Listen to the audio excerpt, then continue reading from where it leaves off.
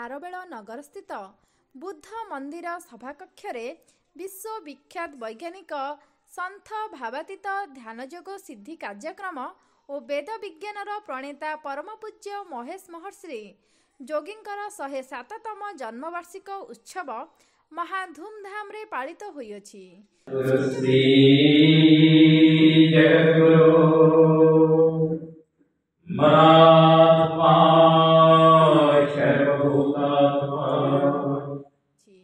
सूचना योग्य सारा विश्व रे एहा जनवरी 12 तारिख रे ज्ञान युग दिवस रूपे 1972 मसीह पालित होई आसुअछि। पंडित दिवाकर और जटाधारी द्वारा प्रारंभिक वेदपाठ निमंत्रित अतिथि मानक द्वारा प्रदीप प्रज्वलन महर्षि प्रमुख शिष्य डॉक्टर पवित्र मोहन सामंतराय द्वारा स्वामी सामूहिक गुरु पूजन सह सभा कार्य आरंभ होइथिला। मुख्य अतिथि भावे भुवनेश्वर उत्तर पूर्वतन विधायक राज्य हाउसिंग बोर्डर अध्यक्ष श्रीमान प्रियदर्शी मिश्र तांको वक्तव्य रे महर्षि समस्त मानविक कल्याण उद्देश्य करा जाइथिबा कार्यक्रमर भूयसी प्रशंसा करने सह ओडिशा रे तांको द्वारा प्रतिष्ठित अनेक शिक्षा अनुष्ठान एवं वेद विज्ञान रे प्रशिक्षित अनेक पंडित और आचार्य किपरि आज समग्र देश विदेश रे प्रतिष्ठित लाभ करि पारिछन्ति ताहार विशद भावे आलोचना करिथिले। मोहन सामंतराय महोदय चेयरमैन अछन्ति महर्षि पब्लिक स्कूल ग्रुप रो एवं वैदिक इंटरनेशनल फाउंडेशन रो एवं हम सहित अछन्ति श्रीयुक्त विजयनंद मिश्र स्टेट कोऑर्डिनेटर एवं श्रीयुक्त मनोरंजन मिश्र भी उपस्थित अछन्ति एवं हम शुणुतिले श्रीयुक्त रघुनाथ मिश्र ठारू एवं जोग गुरु श्रीयुक्त अशोक कुमार साहू भी उपस्थित अछन्ति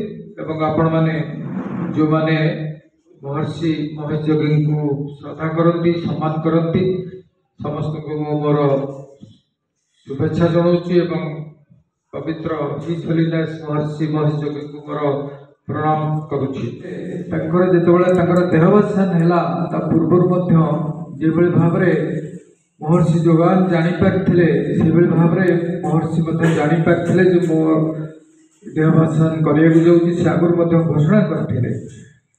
तेणु आज आम जितेबले अयोध्या राम मंदिर कथा भी कहते तो आम जितेबले अयोध्या कथा कहूचे से बहु आगुरी जहाँ कहला महर्षि जापारी जे अयोध्या राम मंदिर प्रतिष्ठित हम से परिवेश किभली भाव से विभिन्न प्रकार जो भाव कहुए आम स्तोत्र श्लोक ये सब ध्वनि एवं जो मेडिटेशन करी से अंचल को ये भाव में पवित्र कर रखी एवं आज ता साकार होगा जाऊँगी।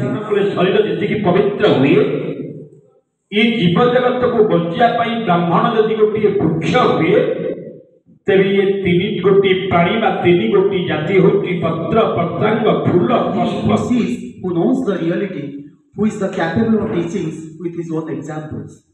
Maharishi said always his Guru, Jai Gurudev. It creates the waves of creative intelligence because all the creativity which has given rise to the science of creative intelligence came from the Gurudev's vibration. So we say Jai Gurudev. एठी राजा और शंकराचार्य जो सहित time fix करैथिले मतलब तू जगन्नाथ को दर्शन करियो शंकराचार्य राजा तापर भुवनेश्वर आसी तापर मासी भुवनेश्वर एठी आसिला को महर्षि संस्था समिति सब अच्छे कि किसी ना जमी आज आप देखो 50-60 वर्ष रही कि आम एति जीवन महर्षि भल पाइबा भल लगे लोक किसी वर्ष पढ़ाइले। मुख्य वक्ता भाव महर्षि पब्लिक स्कूल समूह और वैदिक इंटरनेशनल फाउंडेशन अध्यक्ष डॉक्टर पवित्र मोहन सामंतराय महर्षि प्रत्यक्ष निर्देशन रे बहु वर्ष कार्य करिथिबा सह ओडिशा रे अनेक कार्यक्रम सफल रूपायन पाई कृतज्ञता अर्पण करथिले। अन्यतम सम्मानित अतिथि संस्थार ओडिशार संयोजक विजयनाथ मिश्र और वरिष्ठ ध्यान शिक्षक रघुनाथ मिश्र महर्षि जीवन दर्शन उपरे आलोकपात करथिले।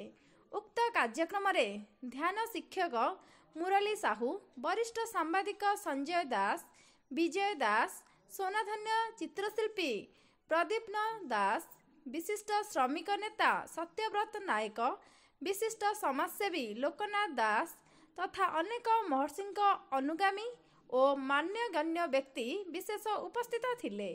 सभा कार्य को वरिष्ठ ध्यान शिक्षक मनोरंजन मिश्र परिचालना करिथिबा बेले संयोजक और ध्यानयोग शिक्षक अशोक साहू धन्यवाद अर्पण करथिले। भुवनेश्वररू स्वर्णप्रभा नायक रिपोर्ट पर्यवेक्षक ओडिशा।